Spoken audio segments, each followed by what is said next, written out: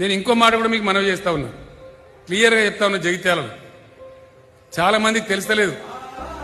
నాకు ఏం కావాలి, నాకు తెలంగాణ తెచ్చిన పేరే ఆకాశం అంత పెద్దది, దాన్ని మించిన పదవి ఉన్నదా?